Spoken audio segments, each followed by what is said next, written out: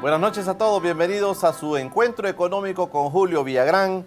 Estamos en una nueva emisión de su encuentro económico este día domingo. Hoy vamos a hablar sobre la situación jurídica de los empresarios en El Salvador, una situación jurídica que muchas cosas no se dicen, muchas cosas no se hacen, pero los empresarios muchas veces sufren algunas situaciones de injusticia en el país. Y por eso hemos invitado hoy a una persona que ha vivido un caso muy particular, un buen amigo mío, tengo que decirlo, una persona del caso que conocemos bastante bien. Me refiero a don Alfredo Bukele Simón, que es nuestro invitado de esta noche y con quien vamos a platicar sobre la situación jurídica de los empresarios en el país. Alfredo, gracias por aceptar nuestra invitación, bienvenido a Encuentro Económico. Gracias a ti, Julio, muy agradecido. Bueno, vamos a tener un programa interesante, no se despegue porque vamos a hablar un poco de la situación que Alfredo Bukele vivió desde hace más de 30 años con una transnacional. Él se dedicaba pues al negocio de la venta de combustibles en una gasolinera y él tuvo muchos problemas que nos va a explicar ahora, una retardación de justicia importante. Quiero contarles también que Alfredo Bukele es un empresario, es licenciado en Administración de Empresas de la Universidad de El Salvador. A la edad de los 24 años comenzó a operar una gasolinera de Shell El Salvador, que era la famosa Shell Asunción. Luego operó otra gasolinera Shell también. Terminó operando 2 gasolineras. También operó un restaurante en el corazón de San Salvador. Me decía él que se llamaba Tropical King, en el mero corazón de San Salvador. Alfredo es hijo de don Jorge Bukele y doña Emilia Simón de Bukele. Ellos fueron dueños del almacén Bukele Hermanos y hermano de don Roberto Bukele, que también demandó a otra transnacional, que fue la McDonald's. Roberto Bukele también hizo una demanda contra esta empresa. Es primo hermano del conocido doctor Armando Bukele, recientemente fallecido. Y este es nuestro invitado esta noche. Y escribió un libro también que ya se los voy a presentar para que aquellos que quieran adquirir este libro, cuando escuchen a Alfredo, sin duda se van a interesar mucho en conocer qué pasó jurídicamente con el caso que Alfredo nos va a contar ahora, pero también vamos a aprovechar para que Alfredo nos cuente cuál es su visión sobre la situación jurídica de los empresarios en El Salvador. Quédese con nosotros, recuerde, estamos en Radio 92.1 FM, La Clave, también llegando de manera simultánea a todos los hogares. Síganos a través de las redes sociales, en Facebook como Encuentro Económico, en Twitter como @encuentro_e y en el canal de YouTube todos los videos, todos los programas que hemos producido aquí en Encuentro Económico, ya los puede encontrar ahí. Hay amigos que están dedicando horas viendo programa por programa, empapándose de lo que ahí nuestros invitados han dicho. Gracias por quedarse con nosotros. Saludos a todos aquellos que en Estados Unidos también se reportan, que nos están sintonizando. Gracias. Quédese con nosotros.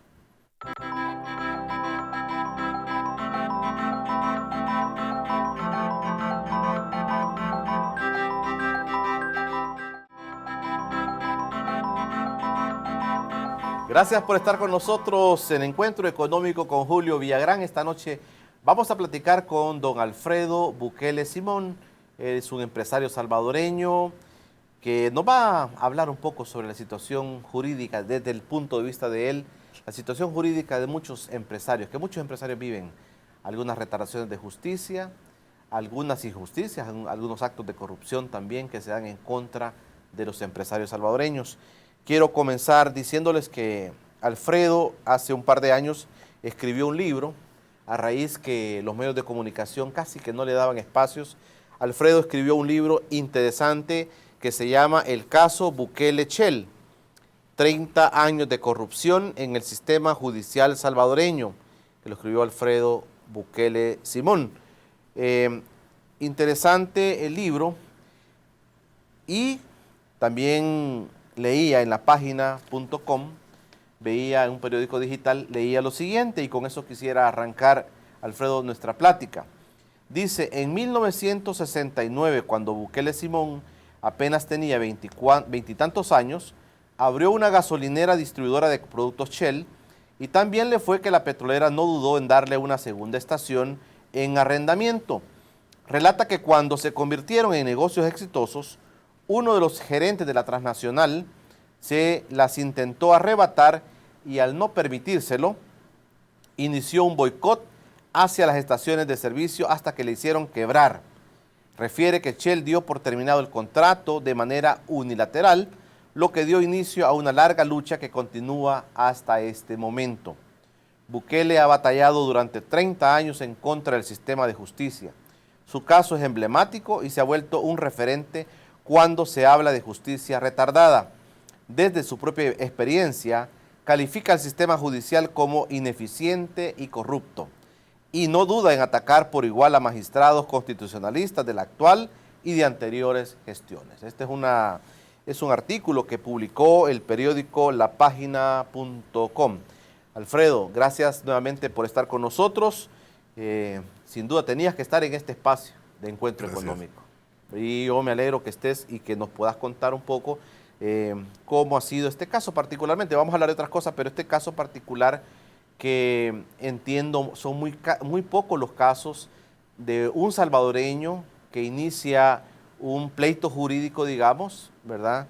Un diferendo jurídico con una transnacional y termina ganando. Está el caso también de tu hermano Roberto, que también inició algo parecido contra la empresa McDonald's y también logró ganar su caso. ¿Cómo ves a tantos años de iniciar esta batalla? Pero cuéntanos por qué comenzó, Alfredo, esta separación, digamos, de intereses. Miren, Julio, mis estaciones de servicio eran 2 estaciones exitosas, de las que más vendían en la capital de El Salvador.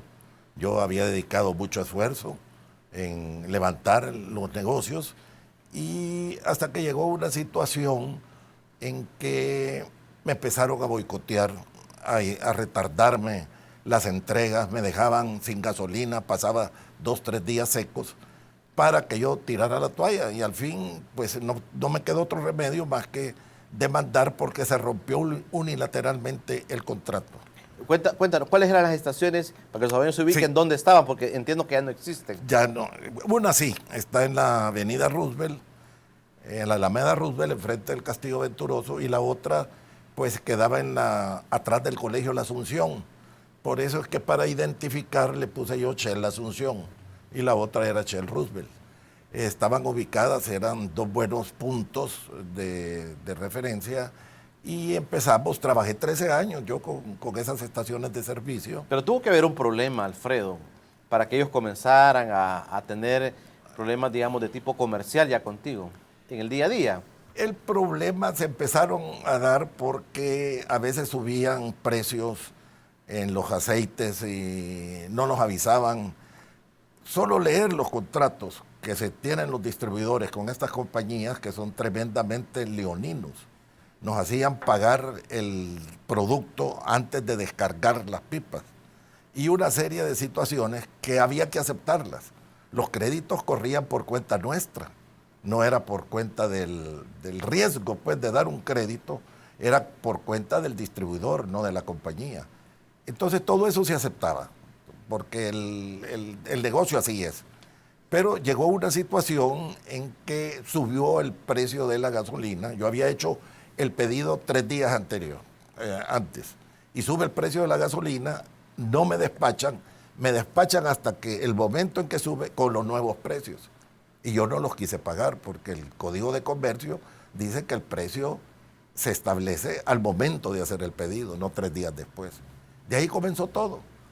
Y ya venían dándose problemas porque había un gerente como que le había puesto ojo a las gasolineras, que no es ético, y él ya tenía 2 estaciones de servicio, ahí donde es hoy el hermano lejano, el monumento al hermano lejano, y le había puesto el nombre de sus cuñados y de sus familiares para que no lo identificaran con él.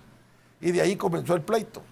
Entonces, al no servirme producto, se cerraron las gasolineras, quebraron los negocios, y no me quedó más pues que ampararme en la ley de la República, el artículo 397 del Código de Comercio, que es la ley que estaba vigente en ese momento, Y llamé a Óscar Alfredo Santamaría, el abogado. El doctor Alfredo Santamaría.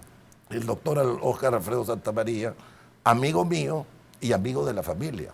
Bueno, él me casó a mí hace 30 y pico de años. Fue por amistad, ¿verdad? Entonces, él tomó el caso, ganó en primera instancia, ganó en la Cámara y ganó en la Sala de lo Civil, la casación. El caso allí quedaba fenecido.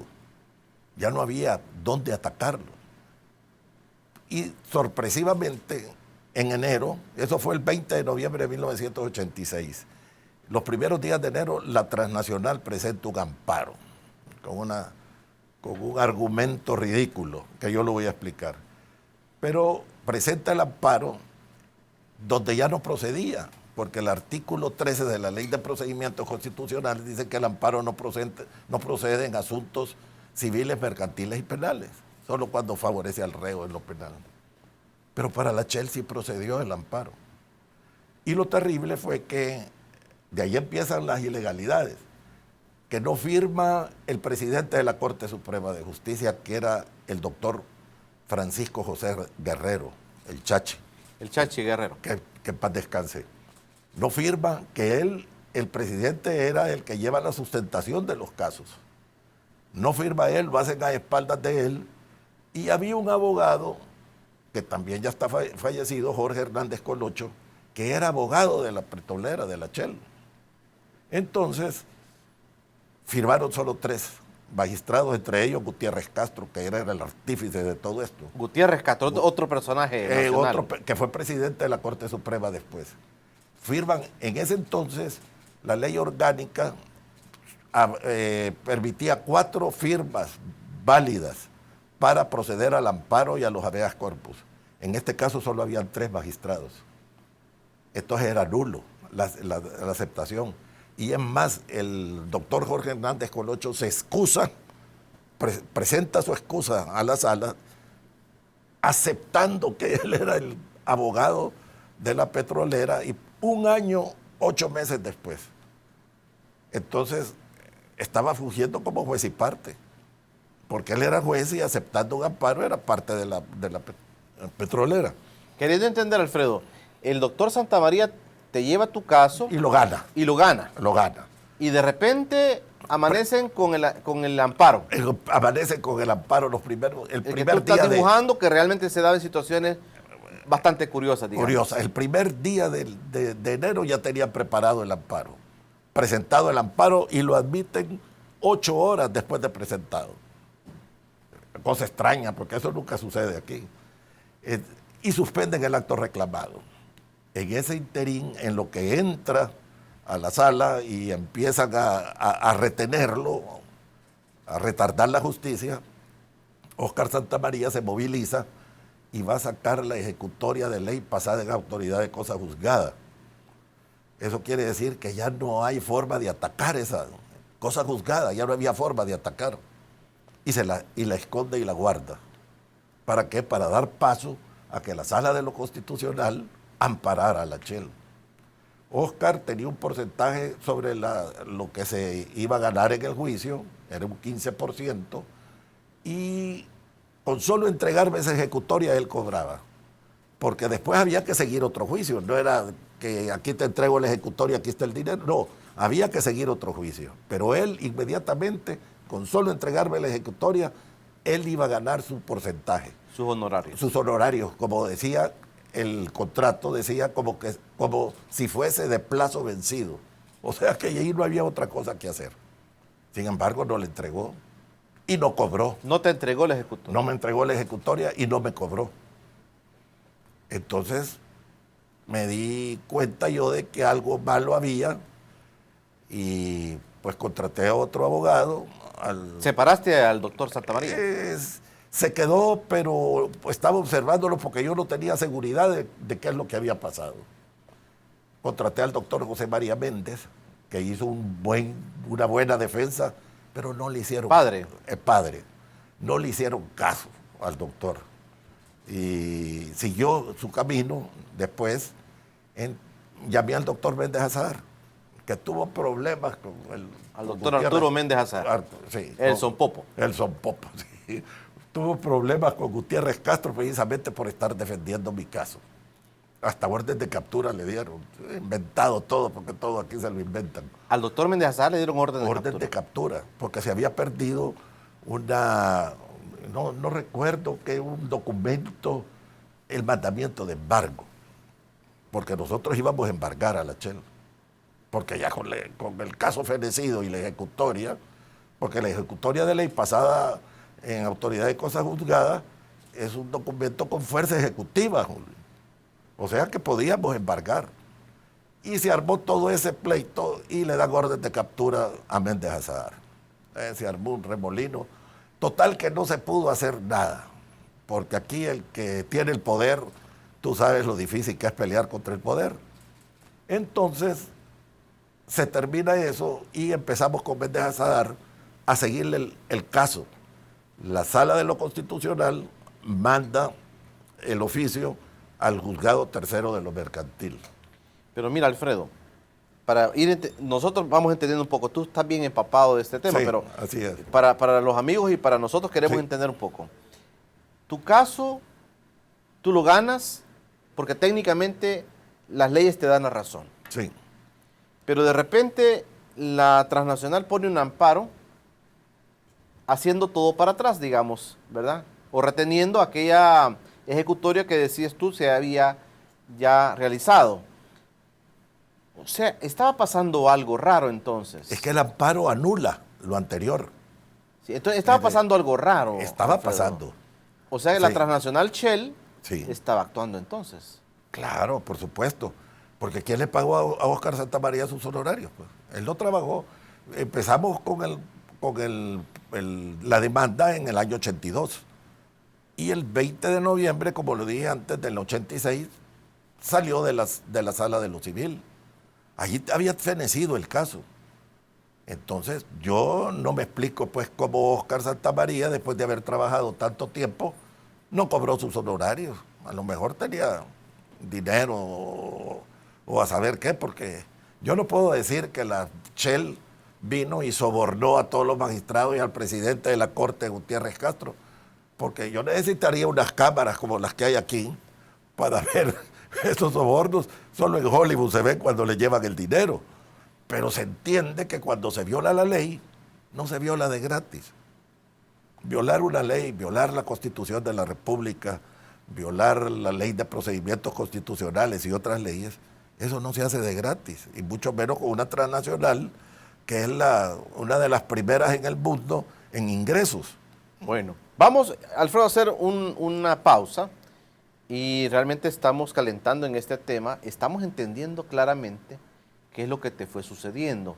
Nos quedamos cuando Méndez Azar toma tu caso Sí, y ustedes inician, entiendo, otras acciones legales a modo de recuperar lo que el amparo estaba desarmando o deshaciendo. Vamos a continuar platicando con Alfredo Bukele Simón, nuestro invitado de esta noche, hablando sobre aquellas cosas que los empresarios sufren por retardación de justicia, por no aplicación de la justicia, y estas cosas que Alfredo ha vivido y hoy nos está contando. Lo ha vivido desde hace más de 30 años, pero hoy nos está contando aquí en Encuentro Económico lo que a él le pasó. No olvide que estamos a través de Radio La Clave 92.1 FM. Para todos aquellos que quieren escuchar este programa, lo pueden escuchar en esta radio, Radio La Clave 92.1, y también en las redes sociales pueden seguirnos. Ya regresamos.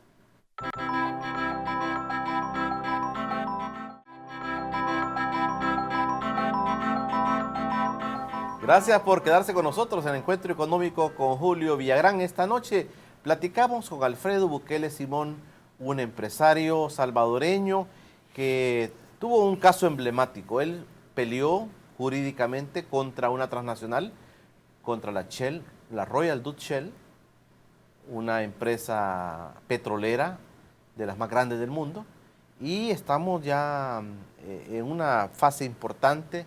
Alfredo Bukele demandó a esta empresa por algunas situaciones comerciales que a él no le fueron pareciendo, y ese pleito jurídico llevó a Alfredo a ganar el doctor Alfredo Santamaría era su abogado, pero de repente hubo un amparo, dice Alfredo, y las cosas se le complicó.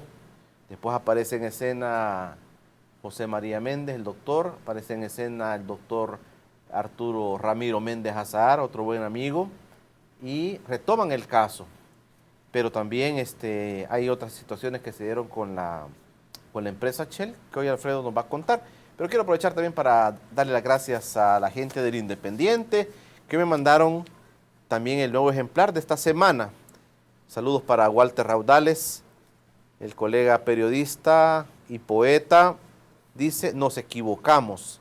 Y aparece la imagen del presidente Lula, la necesidad de una sincera autocrítica, dijo Frei Beto.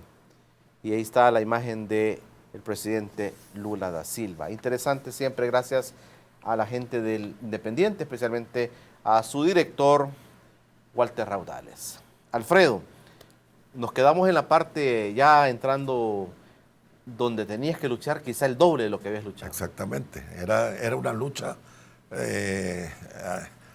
cuesta arriba. Con el doctor Méndez Azahar le seguimos la pista. Nos dimos cuenta de que había una ejecutoria de ley pasada en autoridad de cosa juzgada y seguimos la pista y la recuperamos. Óscar Santamaría la entregó. Él la tenía guardada y no la entregó. So pena de hacer público todo esto, ¿verdad? Y de demandarlo. Entonces la entregó y con esa fuimos. Pero mira, Alfredo, ¿y qué explicación te dio el doctor Santamaría?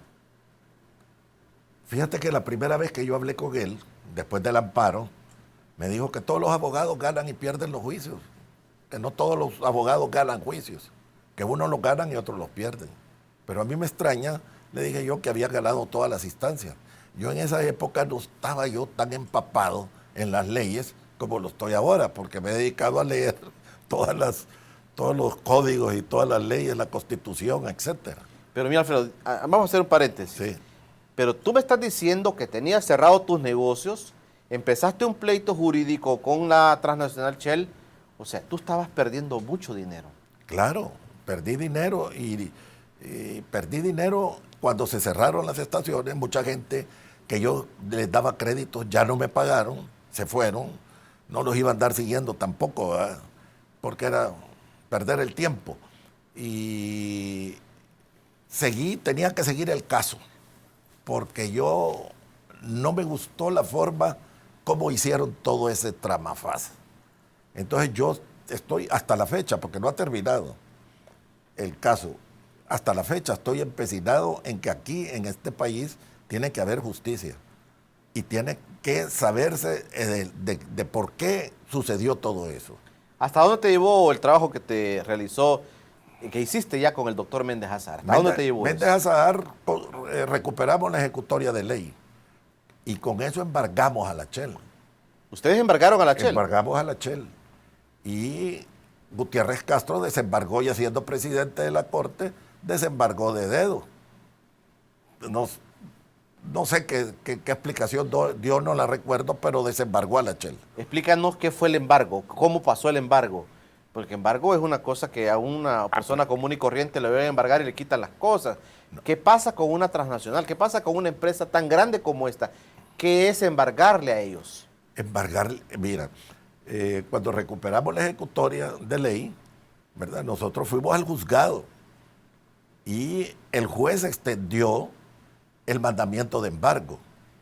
El mandamiento de embargo era ir a la petrolera y a ver qué se embargaba. Cerramos por 10 días las oficinas de la Shell, las cuentas de la Shell se cerraron también. Y ese fue el embargo, pero vino Gutiérrez Castro y desembargó de dedo, pues, diciendo no procede el embargo, y ahí se quedó todo.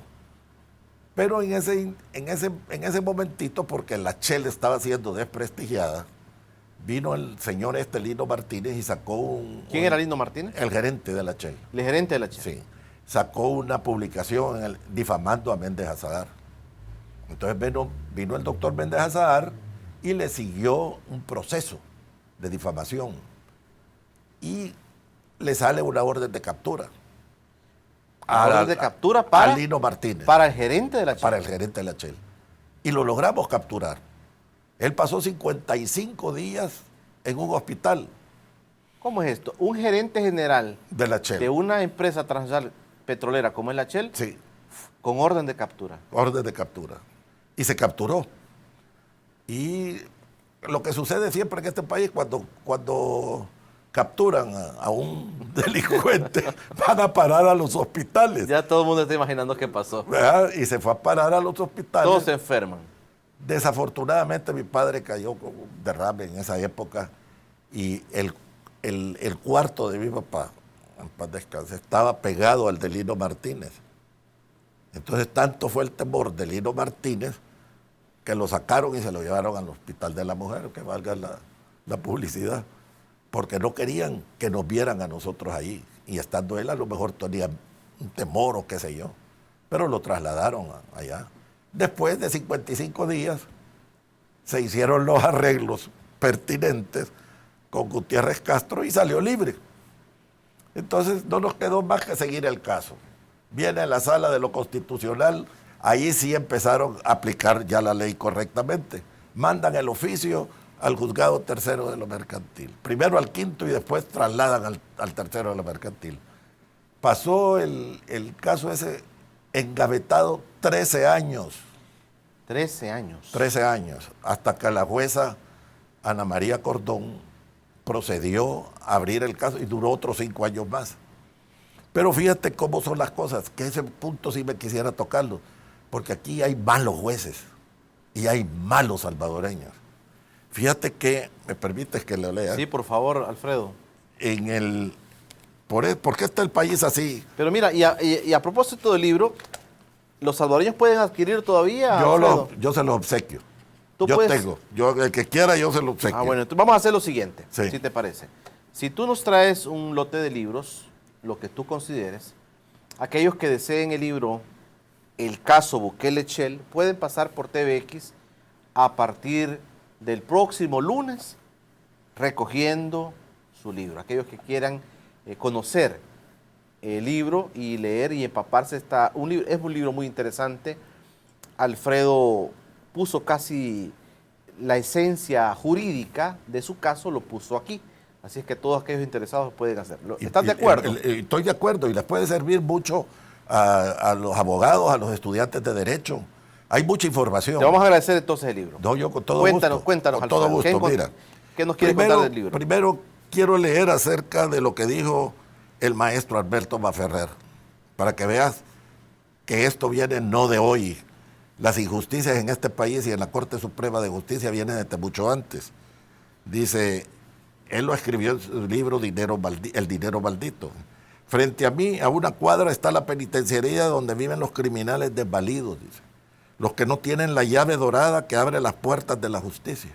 Está bien claro, no tienen la llave dorada, no tienen el dinero que abre las puertas de la justicia. Ese es este país. Por eso es que el Departamento de Estado de los Estados Unidos todos los años le sacaba su informe que la justicia en El Salvador es ineficiente y corrupta. Y no se los digo yo, lo dice el Departamento de Estado. Pero fíjate otra cosa bien interesante, porque en este país estamos nosotros con esa iliquidez que tiene el gobierno. Pues ahí podíamos entrar en otro tema, porque aquí no pagan los impuestos. La petrolera, cuando estaba en el juzgado tercero de lo mercantil con la jueza Ana María Cordón, mandaron a los peritos a revisar los libros tanto de la petrolera, de la Shell, como los libros míos. Y fíjate, la facturación registrada en mis libros de la Asunción S.A. dice, el concepto de compras declaró 8.145.034 colones.89, que comparado, dice, al total contabilizado y declarado en los libros contables de Shell, arrojan una cantidad de 7.486.359.94. Una gran diferencia en solo 2 estaciones. La Shell tenía 200 estaciones. Imagínate la evasión de impuestos. O sea, tú pagabas más que ellos. Yo declaraba. ¿Tú declarabas? Mis ventas, porque yo no las podía esconder, aunque hubiera querido, no lo hubiera hecho. Pero ellos me tenían a mí las costillas contadas pues por las compras, pero los que no declaraban eran ellos, lo verdadero que yo compraba. Y esto ha de haber pasado con otras estaciones. Alfredo, tú me estás diciendo, yo quisiera entenderlo bien y que nuestros amigos también entendieran, que esta situación de injusticia se daba y se puede seguir dando entre este tipo de empresas que pueden prestarse a esta situación y funcionarios que tienen que ver con el tema de las leyes en nuestro país. Claro, imagínate que en eso que acabo de leer yo en los impuestos, era obligación moral de la jueza Ana María Cordón denunciar esto. Si eso es una estafa al Estado, a las arcas del Estado. No declarar lo correcto, es una evasión de impuestos. Yo quisiera... Como salvadoreña, ella lo hubiera denunciado. Y como juez, más que como salvadoreña, como juez, porque el juez debe ser justo. Alfredo, yo te quiero preguntar, que conozco un poco tu caso, pero yo te quiero preguntar a ti para que nos cuentes. ¿Tú estabas solo en esto? ¿Quién te acompañaba a ti en tu lucha? Aparte de tu familia, por supuesto, que estaba ahí. ¿Quién estaba contigo? Nadie. Yo anduve, como dice el dicho, de la seca a la meca, pidiendo ayuda. Fui a FUSADES, fui a la Cámara de Comercio, fui a NEP. Nadie me dio respuesta. Es más, fui a los medios de comunicación escritos, como televisivos y radiales, y no me daban espacio. El único, el licenciado Valencia del Diario Latino. Y no me daban espacios que yo quería denunciar esto, porque no solo era por mi caso y que yo lo ganara, sino que esto es de interés para los salvadoreños. Estas injusticias no se pueden seguir cometiendo. Mire, en mi devenir por toda la Corte Suprema de Justicia, tribunales, que he pasado 30 y pico de años, yo he visto injusticias que les quitan a la gente sus propiedades con abogados corruptos y de acuerdo con jueces y magistrados. Les hacen unas trampas increíbles y hay gente que no puede defenderse. No tienen los medios para defenderse, no tienen los medios para pagar un abogado. Si lo mío, más que el dinero que está de por medio, es un capricho, porque yo quiero que se haga justicia. Es una terquedad, me dijiste un día. Sí, es una terquedad, porque se tiene que llegar a hacer justicia en este país. Mira, el caso mío, quiero decir esto, está ya en la Fiscalía. El 571 en la Unidad de Delitos de Administración de Justicia se presentó el 8 de julio del 85. Ya lleva 1 año 3 meses y no resuelven.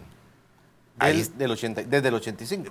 Perdón, del 2015. 2015. Pero mira, vamos a hacer una cosa. Vamos a ir al corte, porque necesitamos hacer este corte. Pero cuando regresemos, yo creo que los amigos están preguntándose, ¿qué pasó después de tanto tiempo? ¿Qué ha pasado con el caso? Y nos vas a contar, así en resumen, qué es lo que sucedió, cómo se finiquitó esta situación, y si es que no se ha finiquitado, qué sigue pasando jurídicamente en el caso de don Alfredo Bukele, nuestro invitado esta noche. Quédese con nosotros. Gracias por todos aquellos que están en sintonía de Radio La Clave, 92.1 FM. Todos los domingos estamos pendientes también con Radio La Clave.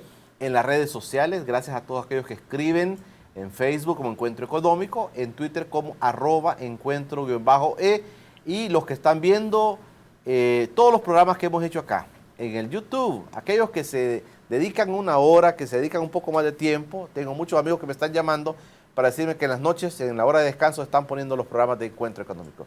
Gracias, quédense con nosotros, ya regresamos.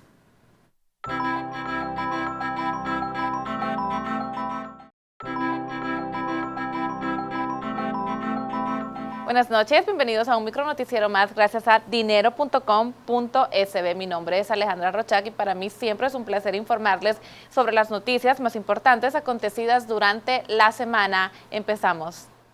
Un tema preocupante que aconteció esta semana es que el presupuesto 2017 no contempla pago de pensiones. René Novelino, presidente de la Asociación Salvadoreña de los Administradores de Fondos de Pensiones, ASAFondos, dijo que el gobierno ha presentado un presupuesto con un incremento de 90 millones para el próximo año. Y si a eso se le suma que no han contemplado los 221 millones, que es el total a pagar en 2017 de pensiones, queda claro que el presupuesto no es correcto. Está desfinanciado y basado en cifras que están subestimadas, advirtió Novelino. De llegar a aprobarse el presupuesto tal cual está diseñado, harán falta el próximo año 221 millones de dólares. No creemos que el gobierno sea responsable al presentar un presupuesto así cuando dice que se preocupa por los pensionados, advierte Novelino. Este año solo se incluyó partida para 9 meses y 3 meses quedaron desfinanciados. Ahora el escenario del próximo año no es nada favorable porque no habrá presupuesto. En otra información, diputados promueven cárcel por evasión y elusión fiscal, y para ello los diputados de la Comisión de Legislación y Puntos Constitucionales de la Asamblea Legislativa decidieron llamar este lunes 10 de octubre al seno de la comisión a los representantes de la Asociación Nacional de la Empresa Privada, ANEP, así como a los de la Cámara Americana de Comercio de El Salvador, para que den sus aportes ya que son involucrados en el tema.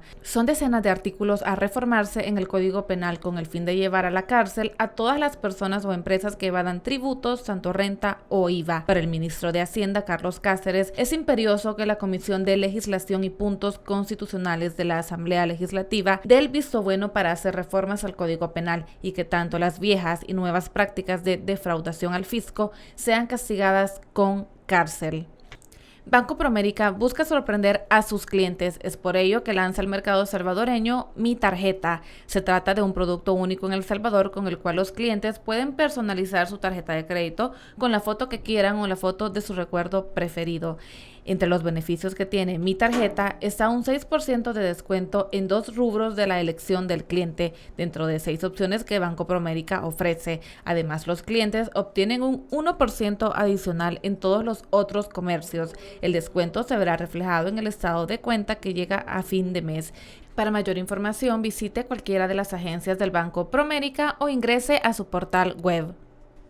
Bueno, y es así como finalizamos un bloque más gracias a dinero.com.sb. Estas fueron algunas de las noticias más relevantes acontecidas durante la semana, pero lo invito a que si usted quiere seguir informado sobre el ámbito económico, empresarial y de finanzas de El Salvador, pues nos visite como dinero.com.sb. De igual forma en las redes sociales para que usted esté informado al instante como dinero.com.sb.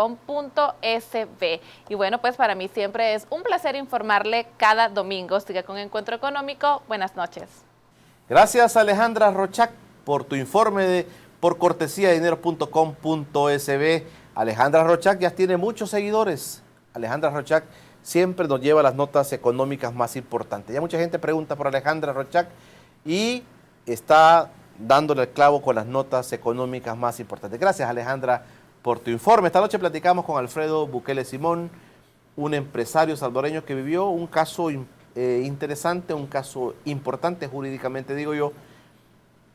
Se peleó jurídicamente con una transnacional, con la Shell, con Royal Dutch Shell, y este caso sonó inclusive allá en Inglaterra, entiendo.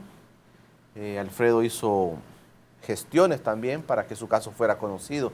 Platicando con él, sin duda una cuestión bastante cansada, Alfredo, tu caso, pero agotadora, pero al final, pero todas las cosas tienen un final. Esperemos que sea bien. Estamos esperando. ¿Qué te pasó después? Mira, el caso se reinició por segunda vez. Ahí hay otra violación constitucional. Nadie se puede ser juzgado 2 veces por la misma causa, dice la Constitución de la República, ni abrir juicios fenecidos. Aquí se me juzgó por segunda vez y se abrió un juicio que ya estaba fenecido. Esa es una violación constitucional. Pero después de 5 años que transcurrieron, se ganó el juicio. Pero ahí viene otro problema, que en el juicio la señora jueza del tercero de lo mercantil, Ana María Cordocea, tenía que incluir lo que es el lucro cesante y el daño emergente, y no lo incluyó. Lucro cesante y daño emergente, que son los perjuicios. Son los daños que te causaron económicamente. Entonces, para eso me tenían que entregar a mí la ejecutoria del caso y no me lo entregó. Porque eso se fue hasta la sala de lo constitucional por segunda vez. No lo entregó, entonces yo tuve que recurrir al amparo constitucional. Y el amparo de estos señores, hay jurisprudencia de ellos mismos, de que la sentencia de la jueza no había motivación. Porque la motivación es que en una resolución te tienen que decir del por qué es esa resolución. O sea, ampararse en la ley. La sala dijo que las liquidaciones no se procedían porque son simples operaciones matemáticas. No tienen por qué estar motivadas. Eso es una aberración jurídica decir eso. Y pues, ¿qué se pudo hacer? Me rechazaron, ni siquiera admitieron el amparo. Ni siquiera lo admitieron. De entrada lo rechazaron. No me quedó otro remedio que ir a la Fiscalía General de la República. Ahí está el caso ahorita, ya lleva 1 año, 3 meses, no hay resolución. Pero hoy tengo una esperanza. Ya vi el señor embajador de Gran Bretaña ha dicho que van a colaborar con el señor fiscal para todos estos casos de corrupción. Lo dijo la señora embajadora de los Estados Unidos de Norteamérica. Bueno, pues ahí está este caso. Si hay buena voluntad, pues ahí están. Yo quiero preguntarte, Alfredo, aparte de lo jurídico, ¿qué fue tu alcance? ¿Hasta dónde llegaste tú con personas, con acciones? Aparte de todo lo jurídico que estabas haciendo, ¿hasta dónde llegaste, Alfredo? Mira, Julio, si, como te digo, hablé con la ANEP, el presidente de la ANEP, en aquel tiempo era Ricardo Simán. Hablé después con el presidente de la Cámara de Comercio, que era el Jorge Dabú. Nadie me dio una respuesta. El único fue el señor Cardenal, que reunió a toda la junta directiva para ver cómo se podía llegar a un arreglo con ellos, y no se pudo porque el abogado de la Cámara de Comercio era el abogado de la Shell. ¿El abogado de la Cámara de Comercio? Sí, ¿Era el abogado? Es Quintanilla Smith, Segovia y Guandica y Asociados. Quintanilla Smith, vicepresidente de la República por Arena. Óscar Santamaría, ministro de la Presidencia y después ministro de Relaciones Exteriores por Arena. Gutiérrez Castro, presidente de la Corte Suprema de Justicia por Arena. Entonces, yo siento que mientras Arena esté en el poder, porque tienen poder, ellos eligen a los magistrados, eligen al fiscal. Entonces eso es lo que está haciendo que se impida la justicia, están impidiendo la justicia, están poniendo trabas para que esto no se resuelva, a pesar de todas las violaciones a la Constitución que se las he demostrado perfectamente en el libro. El libro eso tiene todito, está documentado en los mismos juicios, en los mismos procesos judiciales, están las violaciones, están a la vista. Entonces, mi esperanza es el señor fiscal Douglas Meléndez. ¿Qué es lo que le falta a este caso? Que me den la razón, porque la tengo. Le falta que apliquen la ley como es, porque todo esto se ha hecho violando la ley, violando la Constitución, como lo he dicho ya, y falta eso, nada más. Pero en un país tan complicado como el nuestro, Alfredo, tú estás diciendo inclusive juristas que también son políticos, que tienen una influencia, las gremiales empresariales no te atendieron, pero te preguntaba hasta dónde llegaste, quién fue tu apoyo, porque una persona se cansa, imagínate tú 30 años en este caso, Alfredo. 32. 32 años. Mira, yo, como te repito, fui a buscar toda esa, bueno, si la ANEP, FUSADES, ¿qué FUSADES? La Fundación para el Desarrollo de El Salvador. No puede haber desarrollo con una justicia como la que estamos viendo. No puede haber desarrollo en el país. Y fui a buscar a toda esa gente, pero lo que pasa es que aquí hay una argolla.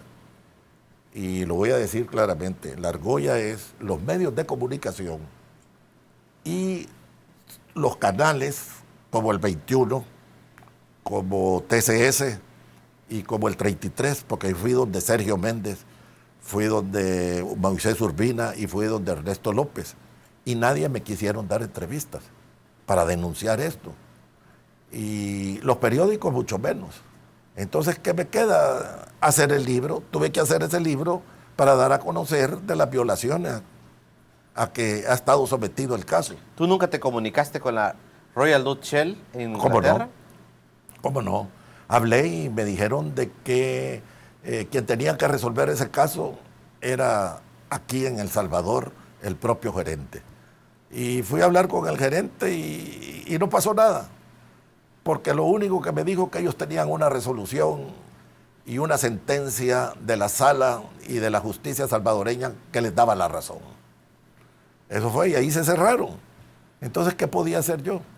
Bueno, si en todo ese caso fui a la fiscalía una cantidad de veces, se perdieron los expedientes de la fiscalía. Ninguno de los fiscales que siguieron después se atrevieron a revisar el caso. Es duro cuando hay intereses de partidos políticos metidos en esto. A mí se me hace, pues, yo no sé, supuestamente ese dinero que les han dado, que se han repartido, ha ingresado, me imagino yo, a que se rumora también de que fue para una campaña presidencial de Cristiani. Por eso es que salta Óscar Alfredo Santamaría de ministro de Justicia, que había sido nombrado primeramente, y salta después a ministro de la presidencia. De ahí siguió siendo el niño bonito de Cristiani. Tan es así que lo quisieron nombrar, lo quiso Cristiani nombrar de candidato para la presidencia de la República, antes de Tony Saca. Alfredo, a mí me queda claro algo. A mí me queda claro que tu interés no es económico. Veo que en el fondo tu interés es un interés genuinamente salvadoreño de un patriota que dice que se haga justicia. ¿Cuál es tu sueño en tu caso que quisieras que terminara sin duda? Mira, primero la satisfacción de ganarlo, porque eso es una satisfacción, después de tantos años, pelearlo y ganarlo. Y en segundo lugar, que en mi caso se beneficien los salvadoreños, porque espero yo que después de todo lo que estoy haciendo, pierdan el miedo, porque aquí hay también mucho temor. Mira, ahí yo me encuentro con abogados y me dicen, denuncia esto, denuncia lo otro. No, pues, denuncialo tú, pues, y yo estoy denunciando mi caso, pero tienen temor.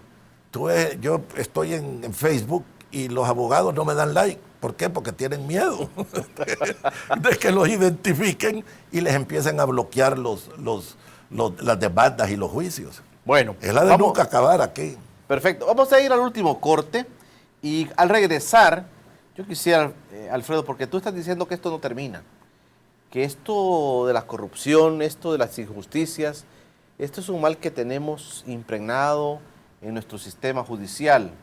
Yo quisiera que ilustráramos un poquito, y estás diciendo algo interesante, no tener miedo, pero mucha gente lo tiene, pero mucha gente no sabe cómo actuar. Cuando regresemos, vamos a platicar con Alfredo Bukele Simón sobre la actualidad. Si ha cambiado o no ha cambiado la situación jurídica o judicial de nuestro país. Eso quisiera preguntarle a Alfredo cuando regresemos. Gracias a todos aquellos que están sintonizando Radio La Clave 92.1 FM. Aquellos que desde Estados Unidos, de Canadá, de Australia y de Italia me están reportando audiencia. Gracias por quedarse con nosotros. Ya regresamos.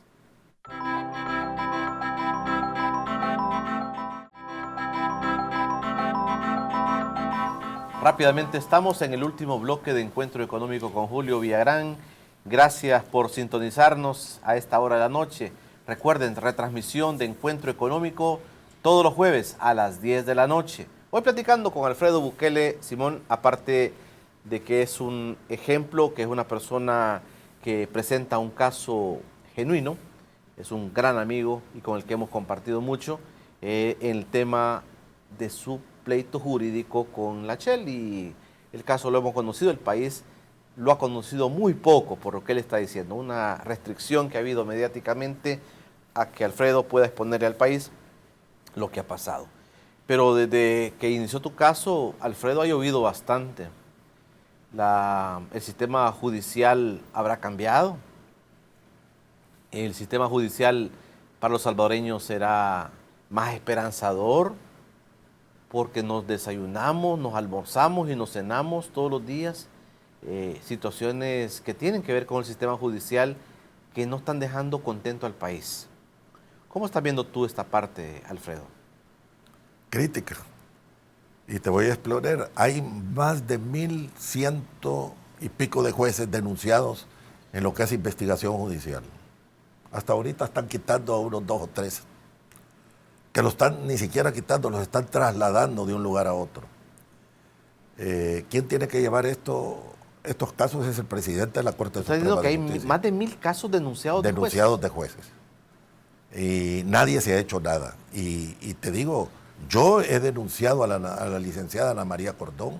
Yo tengo los números tanto en investigación judicial como en la Fiscalía General de la República en el 2008 y en el 2007 en investigación judicial, y ni siquiera me han respondido, que lo tienen que hacer por mandato constitucional.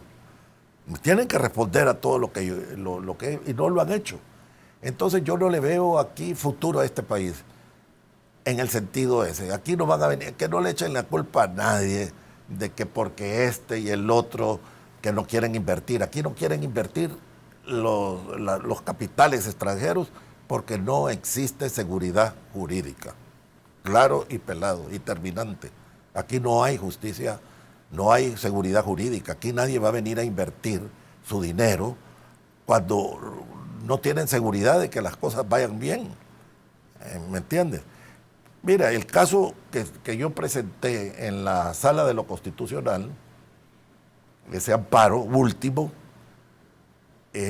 la Sala de lo Constitucional, estos 4 magníficos, que yo no sé por qué les han llamado magníficos, porque no entiendo de dónde le viene el magnífico, pero ellos han cometido prevaricato. ¿Quiénes son ellos? ¿Nos puedes hacer el recuento ahorita? Primero, Belarmino Jaime, Florentín Meléndez, Sidney Blanco y Rodolfo González. Yo puedo llamar a las asociaciones de abogados, a la Federación de Abogados, que vean mi caso. Y yo les aseguro, 100%, porque no lo digo yo, lo dicen los abogados, de que la Sala de lo Constitucional ha cometido prevaricato en mi caso. Prevaricato es una sentencia injusta, con ignorancia inexcusable de ley. Y eso está bien plasmado. Entonces... aún aquel que conociendo la ley aplica otra cosa. Aplica otra cosa. Entonces, el asunto es que, sabiendo eso y estando en la Fiscalía, tiene que haber una resolución, porque ahí está, tiene un año, como lo repito, 1 año, 3 meses de estar en la Fiscalía. Y no hay respuesta. Pero tienen que haber una respuesta. El artículo 8, creo, de la Constitución dice que todos los salvadoreños tienen el derecho de escribir o de presentar sus protestas y las instituciones a responder. Hasta ahora no me han respondido. En esa parte crítica que tú hablas, que está el sistema judicial, ¿qué casos te llaman a ti más la atención? Donde tú crees que se corre mucho riesgo, que el país corre mucho riesgo por las decisiones que se están dando desde esta sala. Mira, aquí casos como entre gentes que de las casas, no sé cómo le llaman a eso, casos pequeños, lo resuelven bien. El problema es que estos señores, jueces y magistrados, se frotan las manos cuando ven empresas millonarias. Mira, aquí hay 2 casos más y los quiero mencionar. Hay uno de Quimagro contra de un banco extranjero. Y hay otro de un amigo mío, los 2 son amigos, el otro de Ernesto, que tiene otro problema con el banco. Y no lo resuelven. Y a pesar de haberlo ganado, van a la Sala de lo Constitucional y ahí los detienen. Entonces, no se puede trabajar en esa forma. La gente que ve estos casos, porque estos son públicos y lo ven, la gente tiene miedo de venir a invertir. Me llama la atención, disculpa esto, yo quisiera, esa gráfica me gustó, pero quisiera que me la explicaras.